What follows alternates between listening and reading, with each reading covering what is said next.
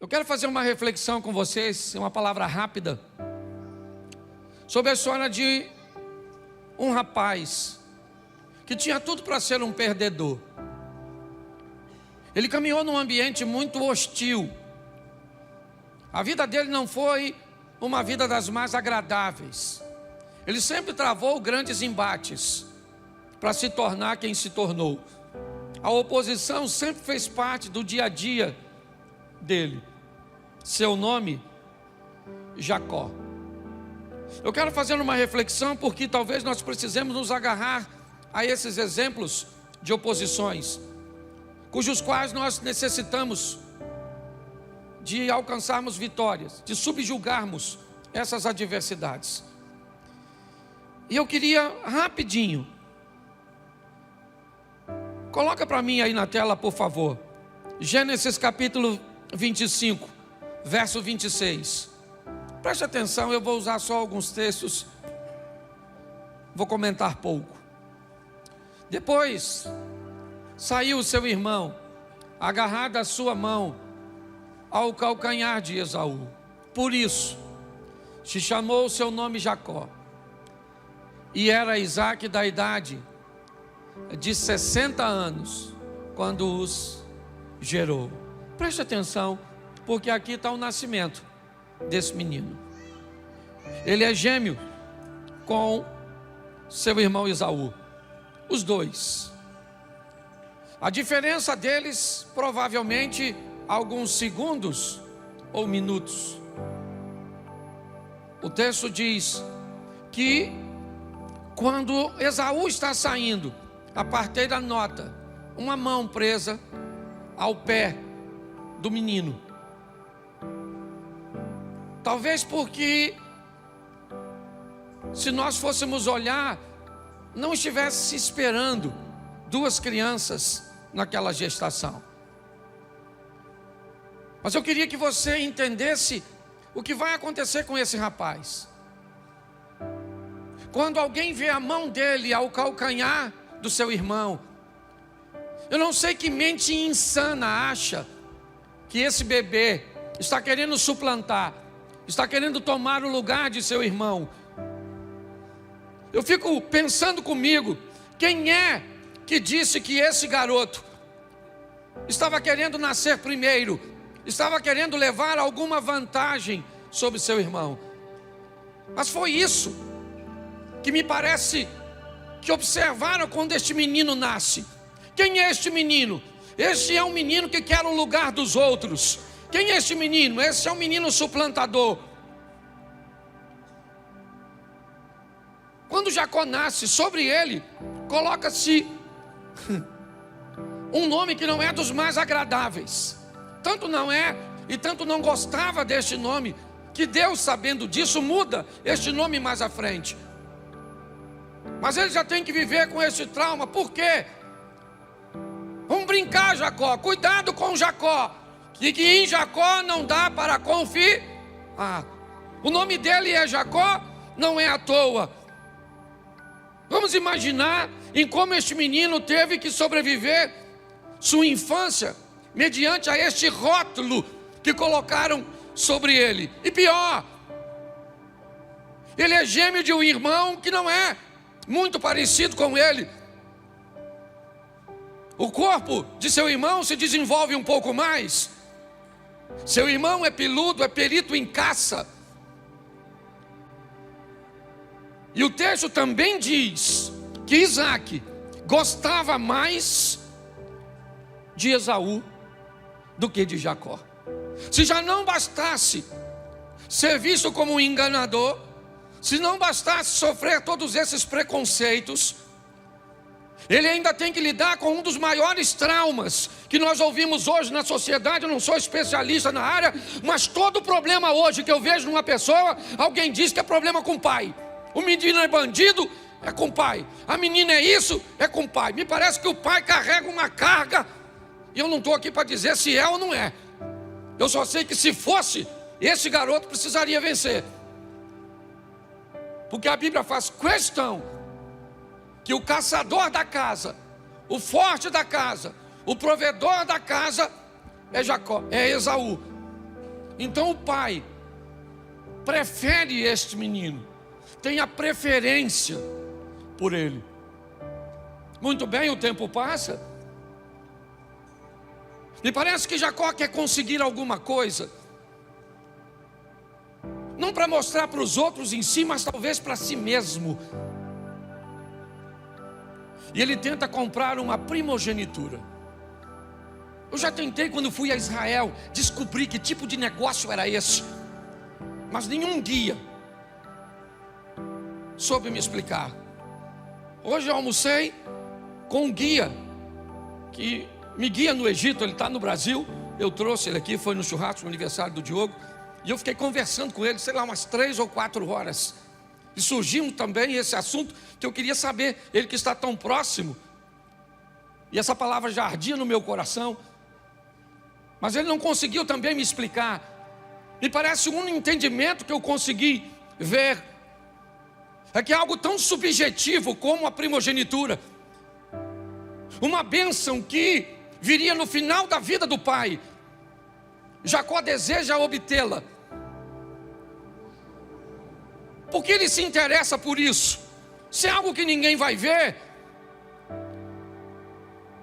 por que é que ele quer essa bênção da primogenitura? O que é isso? Quando é que ela vai acontecer? Eu queria lembrar você que seu irmão Esaú está com uma fome tão grande. O que ele quer é um resultado imediato, que o imediatismo de Esaú dá lugar, se eu posso chamar assim, um empreendedorismo. A capacidade de Jacó de se adiantar, de olhar para o futuro e ver alguma coisa numa bênção que ele não poderia contar para ninguém que comprou, que seu irmão não diria a ninguém que vendeu. Mas me parece que este menino queria ser alguém, pelo menos para ele, olhar para seu irmão e dizer em algum momento, numa briguinha, numa discussão, num momento de indiferenças, e ele poder dizer: mas também o primogênito agora sou eu, porque você me vendeu. Essa informação não poderia vazar, até porque eu não sei nem se isso teria valor perante seus pais. Mas o tempo passou, e aquele menino vai se deparar com a oportunidade de ter a bênção sobre si. Ele engana seu pai, é verdade. Me parece que talvez o rótulo que colocaram sobre ele acaba vindo à tona em algum momento, porque às vezes o que pessoas dizem a nosso respeito começam a aflorar na nossa vida.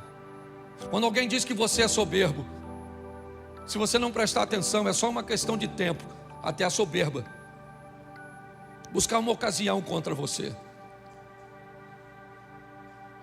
Quando alguém te rotula, você tem que ter muito cuidado para que esse rótulo de alguma forma não recaia sobre o seu comportamento. Está agora ele aceitando a pressão de sua mãe para enganar seu pai. Finalmente o Jacó, ele aflora. Ele diz para a mãe: eu estou com medo, papai pode me amaldiçoar. Sua mãe, o interpela, o estimula a enganar o pai. Mas ele tinha todo o direito de dizer: eu não quero fazer isso. Mas ele levaria finalmente alguma vantagem. É a oportunidade de ele ter alguma coisa, dele ser alguém. E às custas de quê? Jacó consegue a bênção da roupa de seus irmãos, de seu irmão. O pai não o abençoou. Não. Jacó sabia disso. Isaac só disse o que disse para Jacó porque pensou que ele era Esaú. É mentira aquilo que aconteceu. Ele recebeu a bênção, é verdade que recebeu, mas ela não era dele. Ele não tinha direito àquilo. Ele sabia que o pai, nitidamente, o pai mesmo disse no texto, ele se parece com Jacó. mas quem é você? E ele disse: eu sou Esaú, teu filho. Mas como você me trouxe uma caça tão rápido? Deus colocou a caça no campo para que eu fosse e tivesse êxito. Presta atenção o que esse cara está fazendo com a vida dele. Pastor, por que é que a Bíblia mostra erros como a bebedeira do Noé, como a negligência do Adão, como o medo e a insegurança do Abraão, como o partidarismo de Isaac, como a postura do Jacó, como falar demais do José, com o desejo incorreto de Davi, com as besteiras feitas por Sansão. Porque a Bíblia quer mostrar que essas pessoas não são pessoas perfeitas. Porque a Bíblia quer mostrar que Deus pode usar pessoas imperfeitas que buscam uma correção de rota. Quando eu olho para a história deste moço, o que eu vejo? Alguém fadado ao fracasso. Quando o irmão dele chega e descobre que Jacó ludibriou seu pai, Esaú disse: eu vou matar esse camarada. Agora a primogenitura não serve mais para ele, porque ele vai morrer. O que ele fez é passível de morte. Essa é a verdade. E aquele menino então, que sonhou receber a primogenitura, o reconhecimento de um pai que nunca teve, a honra de uma sociedade que nunca veio sobre ele, que tudo aquilo que ele ouviu de bom em sua vida inteira não tinha nada a ver com ele, e sim com seu irmão, que toda a bênção que ele recebeu de forma incorreta, e agora ele foge. É verdade. Ele vai para um lugar que sua mãe mandou. Vai para a terra do meu irmão, meu filho, para ver se Esaú acalma o coração. E para lá esse cara vai. Eu aprendi uma coisa na minha vida: o problema foi feito para ser resolvido e não para se fugir dele. O que Jacó deveria fazer? Papai, chama o Esaú aí. Senta aí, Esaú. Senta aí, maluco. Lembra aquele dia que tu estava com fome, miserável? E aí tu me vendeu a primogenitura? Ele podia fazer isso, sim ou não? Sim ou não? Mas por que não fez? Primeiro, porque não tinha coragem. Segundo, porque ele não podia negociar esse tipo de coisa. Ah, mas ele valorizava coisas espirituais. Não interessa o que você valorize. Se você quer tomar posse daquilo que não é seu, se você não quer usar o meio correto para alcançar as coisas, se você quer puxar o tapete dos outros, se no seu coração na verdade só tem maldade, se você quer aparecer, se pelas costas dos outros você diz sobre pessoas aquilo que você não tem como dizer cara a cara, nada passa despercebido aos olhos do Senhor. A verdade é que esse cara é um fracasso. Sim, ele é um fracassado. Ele vai embora porque não consegue resolver seus problemas. E é por isso que casamentos acabam. É por isso que pessoas falem em seus ministérios, porque não tem coragem de olhar para a vida e dizer: esse problema é meu, eu sou desse jeito, e eu vou corrigir minha rota, eu vou mudar de postura. Mas não, ele foge. Então tá bom.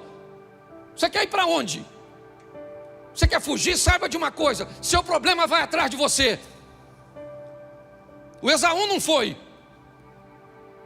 mas a traição foi junto. E quando esse camarada chega, trabalhador ele é, isso é verdade. Determinado ele é, sim, mas ele quer as coisas rápido demais. Ele quer ultrapassar etapas, sim. Preste atenção. Me parece que a vida do traído Esaú foi muito melhor do que a do traidor Jacó. Quando nós olhamos à frente, Nós vamos ver a misericórdia de Deus agindo sobre a vida de Jacó. Mas não esqueça que quando os dois se encontram, o que está de posse nas mãos de Esaú é muito mais poderoso do que no de Jacó. Quando nós olhamos esses dois irmãos se encontrando lá na frente, depois de tudo isso, vamos ver que Esaú poderia dizimar a casa de Jacó. E por que não fez? Eu vou te mostrar. Na casa do sogro, Jacó é enganado por seu sogro. Muda o salário dele 10 vezes para baixo. Está escrito na Bíblia, depois você lê, que eu não sou obrigado a ler tudo. Jacó tem problema com seus cunhados. Eles não conseguem mais conviver pacificamente, porque nitidamente os cunhados estão olhando a fortuna de seu pai passar para as mãos de Jacó. Mas pastor, como é que este cara enganador agora está prosperando? Pois é, antes de chegar na casa de seu sogro, ele teve uma conversa com Deus. Uma conversa onde ele desistiu de ser quem era, para se tornar uma nova pessoa. Uma conversa de fidelidade, é verdade, que a princípio é apenas financeira. Jacó não tem dinheiro, está chegando, então ele está dizendo: Senhor, se o Senhor for comigo nessa empreitada, de tal maneira que eu volte em paz para a casa de meus pais. Na oração desse cara com Deus, ele diz: eu quero ganhar dinheiro e prosperar aqui, mas um dia eu quero voltar para casa, para encontrar com meu irmão e dizer para ele: eu me arrependo, me perdoa. Olha só, é a oração dele no caminho. Mas preste atenção, mesmo com essa oração e essa vontade, ele chega na casa do sogro, trabalha 7 anos para casar com a mulher e recebe outra.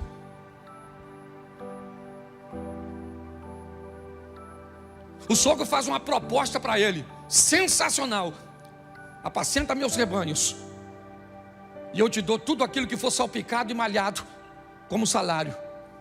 Mas o texto diz que dias antes dessa proposta, Labão já tinha pego todos os salpicados e malhados e tinha separado longe do rebanho, e só tinha animal liso, e liso com liso. Pois o texto diz que o tal do Jacó, enganador,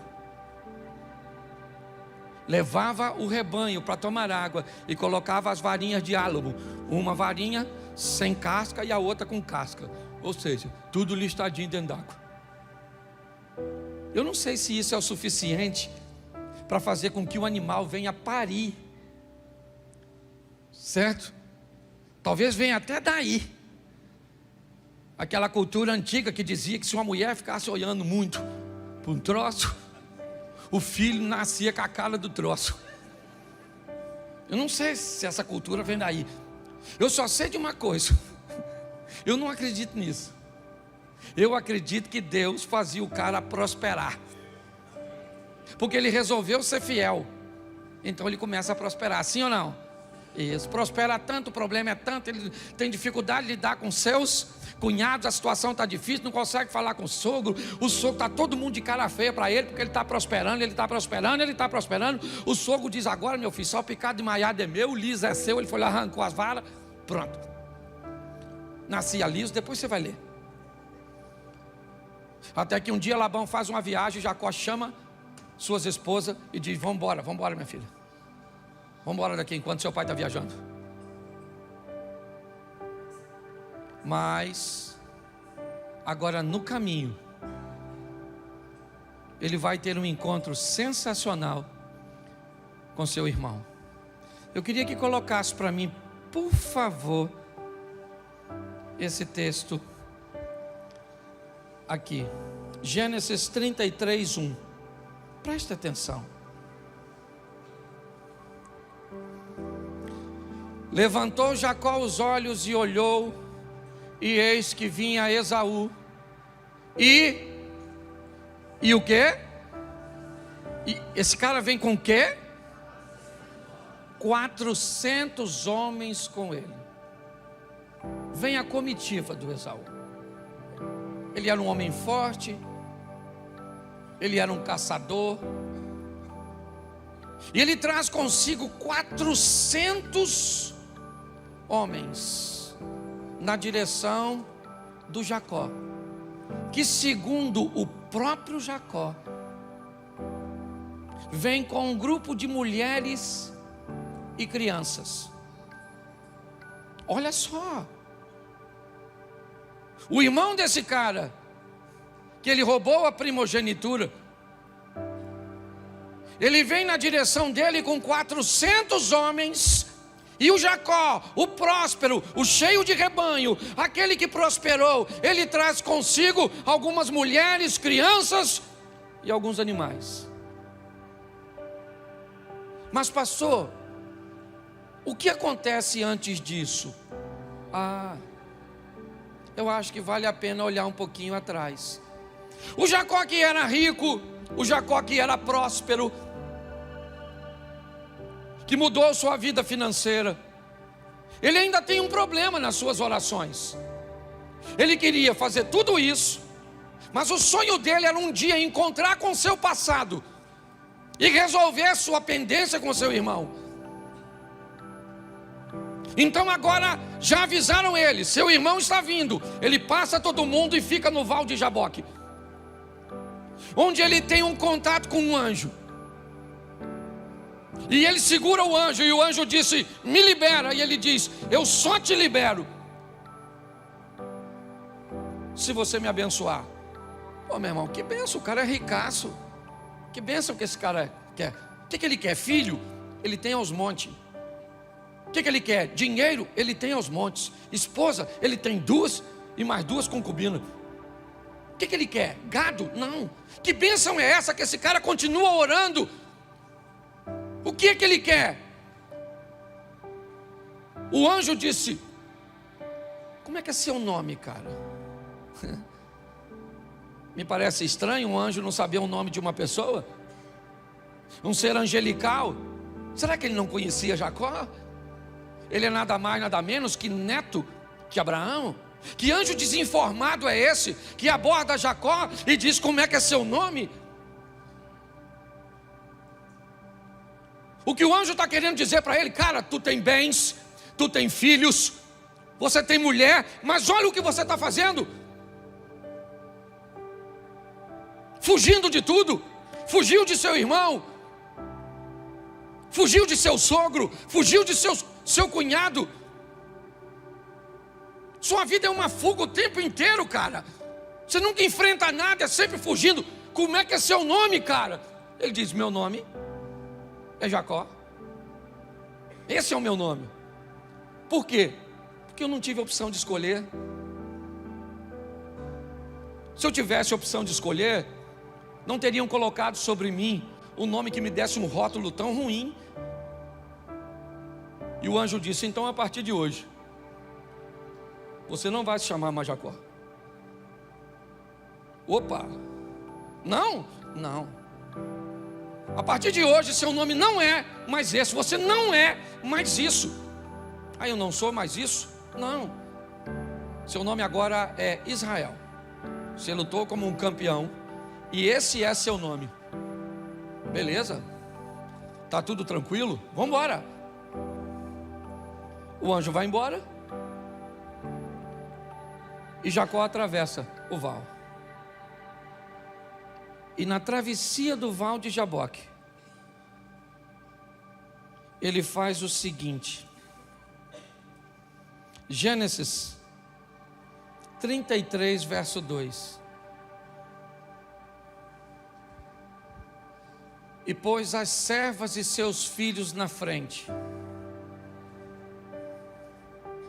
Lá vem Esaú, as duas, Bila e Zilpa, à frente com os meninos, Rúben, Simeão, Levi, ok? Alguns dos filhos, não vai vir aqui agora na minha mente quem é filho de quem. Leia, ok? Sua esposa, ele põe logo depois, com quem? Com seus filhos. Raquel e José, ele põe atrás. Então ele diz: ó, nós vamos encontrar com Esaú, mas é desse jeito. As concubinas vão na frente com seus filhos, e se elas morrerem, dá tempo de Raquel e José ir embora. Lia ou Leia e seus filhos vêm aqui, e Raquel e José vêm aqui, e eu vou lá para frente. O que Jacó está dizendo é o seguinte: agora eu vou enfrentar meus problemas. Eu vou na frente encontrar com meu irmão. Por quê? Porque o Jacó morreu no Val de Jaboque. E no Val de Jaboque, Deus trouxe à tona aquele cujo qual o menino nasceu para ser. Porque você nasceu para ser campeão. Você nasceu para ser vencedor. Esse garoto, agora, este homem agora, ele vai lá para frente. E Esaú quer matá-lo. Esse sempre foi o plano de Esaú. Eu quero matar. Mas quando Esaú olha para Jacó, ele não vê mais o enganador. Ele vê o Israel. Eu acho muito interessante. É a mesma pessoa. Ela só está sendo vista por olhos diferentes. É a mesma mulher. É o mesmo marido. É a mesma pessoa. Jacó não mudou sua fisionomia. Não. Quando Deus entra, você olha para uma mulher que não sentia nada e volta a sentir o amor, o respeito. Quando Deus entra com providência e te transforma, as pessoas olham para você e enxergam você totalmente diferente. Os dois irmãos agora estão caminhando um na direção do outro. Esaú vem, Jacó olha e diz: são 400 homens. Está certo. Mas quando ele olha para Esaú, quando Esaú olha para Jacó, o coração dos dois se move. Eles se abraçam. Jacó disse: tudo que eu tenho é seu, cara. Eu sou teu servo. Esaú disse: eu não estou precisando de nada disso, cara. Minha intenção não era vir aqui pegar nada seu. Minha intenção era vir aqui e tirar a sua vida. O que eu queria era te matar, até te ver, ou até ver o que Deus fez na sua vida, como Ele transformou você. Preste atenção nisso. Eles começam a conversar, mas para mim, o momento mais importante desse texto é o capítulo 33, o verso 12. Escute isso. E disse, quem disse aqui é Esaú, ok? Caminhemos e andemos, e eu partirei adiante de ti. Vamos juntos, Jacó. É o que disse Esaú. Mas preste atenção no que disse Jacó. Porém, ele lhe disse: meu senhor, sabe que esses filhos são tenros, e que comigo tem ovelhas e vacas de leite, e se as fadigar somente um dia, todo o rebanho morrerá. Ora, passe o meu senhor adiante da face do seu servo, e eu irei como um guia, pouco a pouco, conforme o passo do gado que está diante da minha face, e conforme o passo dos meninos até que eu chegue a meu senhor em Seir. Vai. E Esaú disse: deixarei logo contigo desta gente que está comigo. E ele disse: para que isso?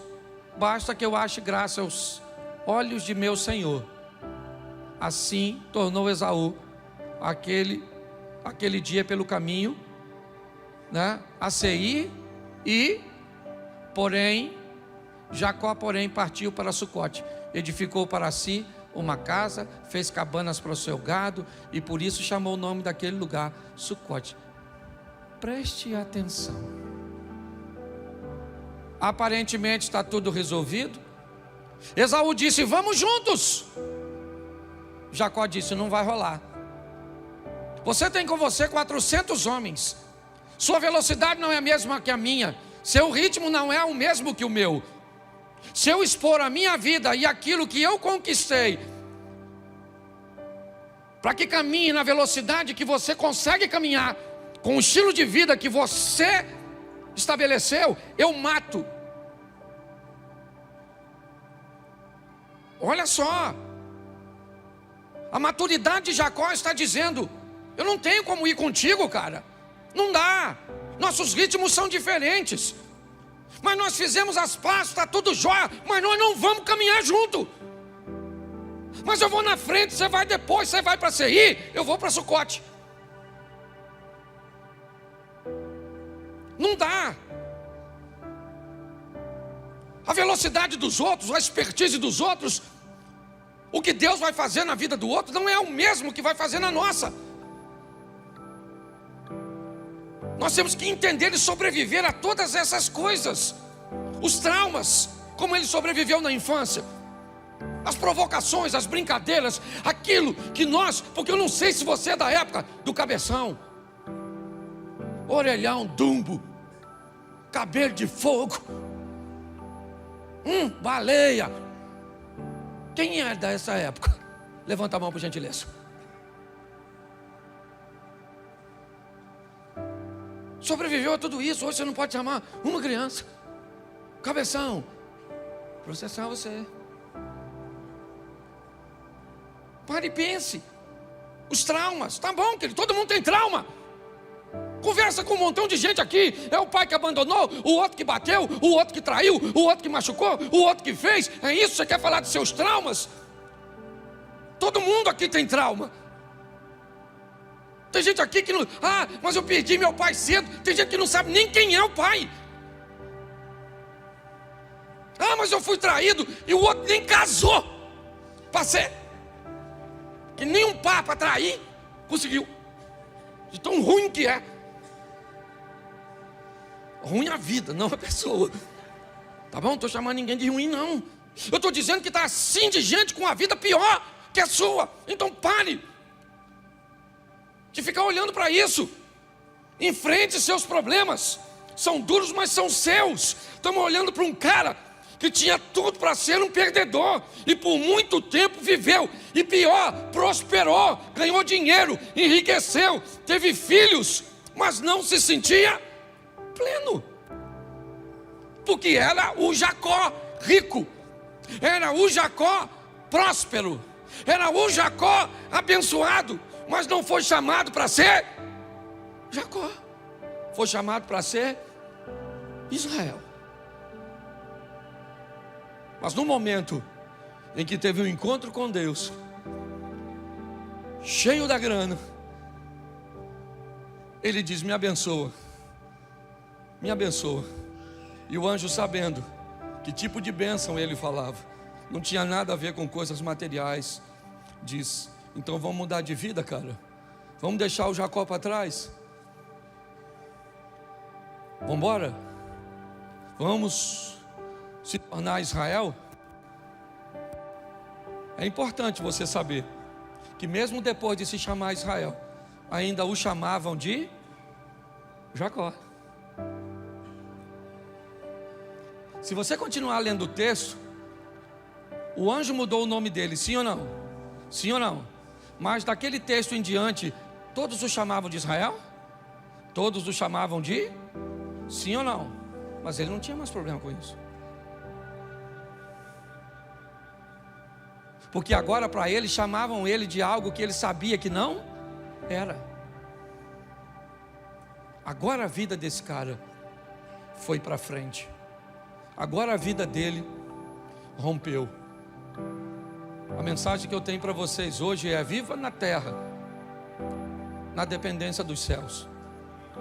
Não tenha medo de quem governa. Quem está governando? Quem é? Quem está governando é Labão? Então tá bom, meu irmão. Eu vou prosperar no ambiente onde o cara está defasando o meu salário. Quem está no comando? Quem está no comando é Nabucodonosor, o rei da Babilônia. Pois é, eu sou Daniel e sirvo ao rei dos reis. Quem está governando é Ciro, o rei da Pérsia. Pois é, eu continuo sendo Daniel, filho e parceiro do rei dos reis.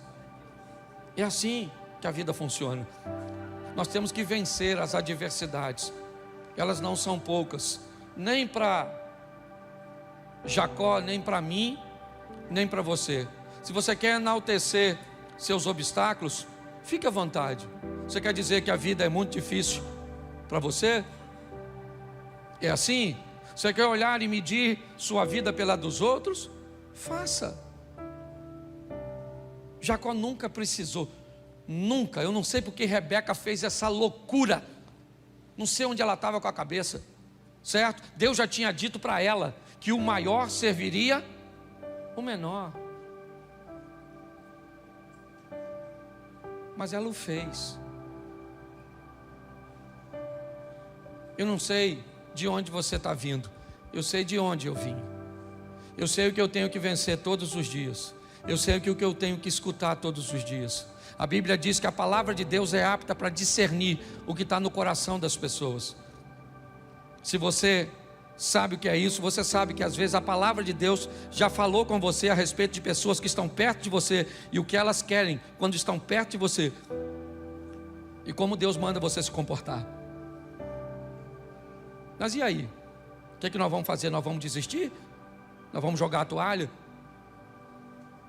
Então saiba de uma coisa: as urnas não definem sua vida.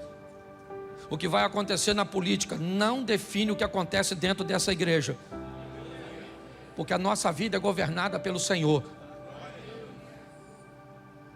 Que nós possamos entender isso. Então, independente do desfecho dessa história, certo? Nós vamos continuar servindo a Deus.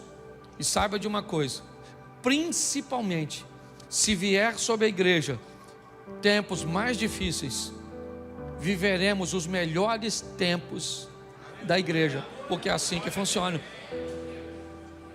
Se vierem tempos fáceis, vamos crescer bastante, sim ou não? Mas se vier tempos difíceis, vamos crescer mais do que nos fáceis. Saia daqui e acredite nisso.